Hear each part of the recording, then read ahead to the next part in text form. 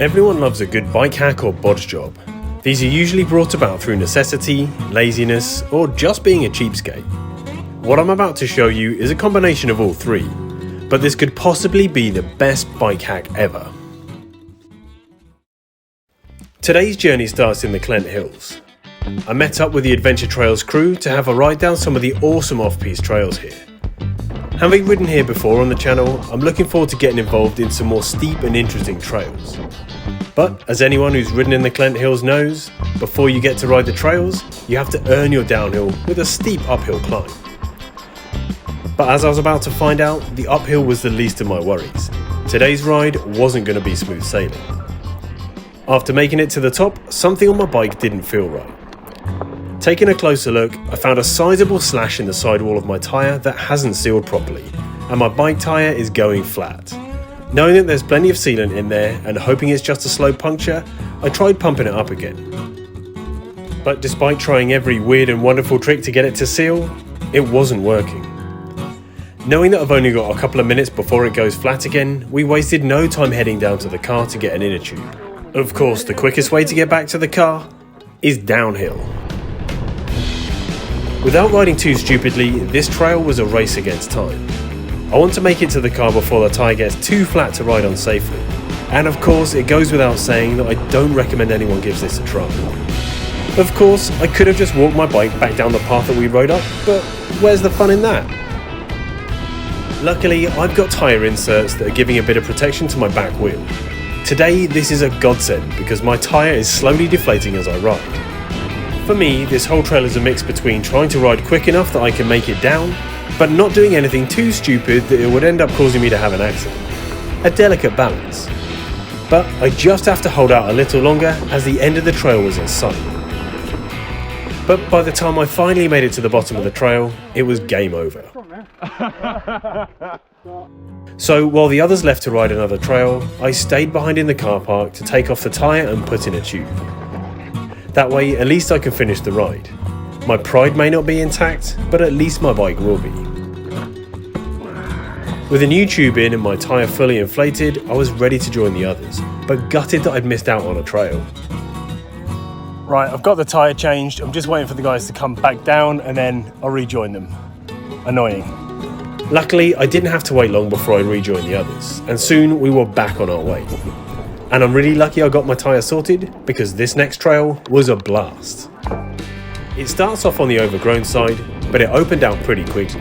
This is a fast trail that whips through the woods. It undulates quite a lot, but it definitely gets more on the steeper side a bit later on. This trail is an enjoyable one, and I'm glad that I have the lads to show me the route. It's always great discovering new natural trails, and riding with locals is a brilliant way to find them. But following locals down their own trails is a tough challenge.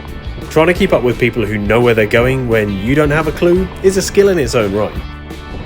With my back tyre fighting fit, keeping up was no problem. But to be honest, I was just glad to be back on my bike riding again and not standing in the car park. But this is not where this saga ends. I promise you a bike hack.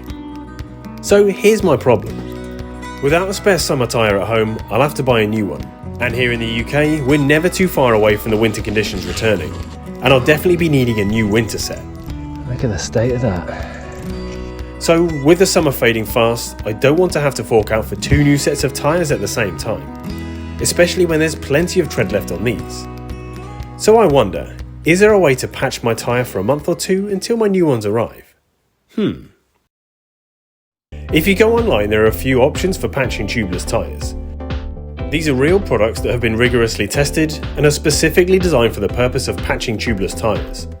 On the other hand, I have a different idea. I started randomly looking through junk boxes in the garage for things that might do the same job. And I found this, some random goop for fixing neoprene wetsuits. I thought it might be a good option because it's flexible when it dries.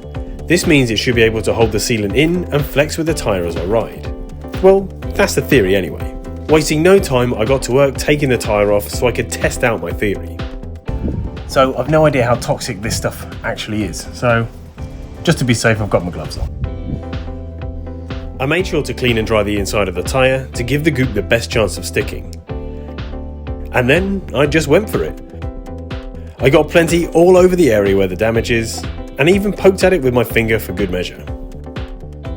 Pretty pleased with my work, it's time to get the tyre on and give it a test. So just to make sure the tyre stays inflated, I've just come out on a little local road ride. The last thing I want to do is head out onto the trails, find out the hack doesn't work and my tyre goes down. Heading out on a short ride is the first test to see if this tyre hack is actually going to work. I didn't just take it along the road, I also took it out onto the fields. I wanted to see how the bumpy ground would affect it. I even found a few undulations to ride to see how the repair would hold up.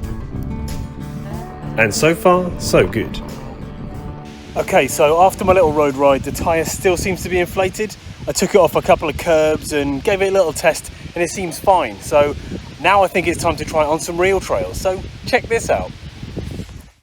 So my first proper test ride was a few weeks ago at One Planet Adventure in Landegla. If you're a regular to the channel, you've already seen the videos of my time here. But what you won't have realised when you watch the videos is that the whole time I was riding my bodge job tyre repair that could have given up at any minute. I had put an inner tube in my bag ready for the inevitable flat tyre, but I was really interested to see just how long this repair would keep the tyre sealed. I ended up doing 3 loops of Landegla trails in the blistering heat, and to be honest, I'd completely forgotten about the state of my tyre. I certainly gave the repair a good thrashing over a number of trail features, and I think you'll agree I gave it a proper test. But after a while, I stopped to inspect my tyre. So I've been riding for about 4 hours now and my puncture is holding. Doesn't look too amazing, but still not leaked any air out, the tyre's still up, no problems. Best hack ever. I should point out that the wet patch around the repair isn't seen and leaking. It's the sweat from my thumb. When I rode this, it was the week of the 40-degree heatwave in the UK. It is roasting. So I can hardly believe it myself, but the repair is holding.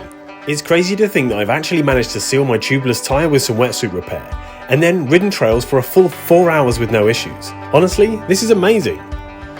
I should say at this point that no tyre patch, professional or otherwise, is going to be a permanent fix, and eventually it is going to fail. So replacing your tyre is the best solution to this whole problem, and I intended to do that before my next ride. But I'm pretty lazy and didn't quite get around to ordering that new tyre, so I left the repair on for another few rides.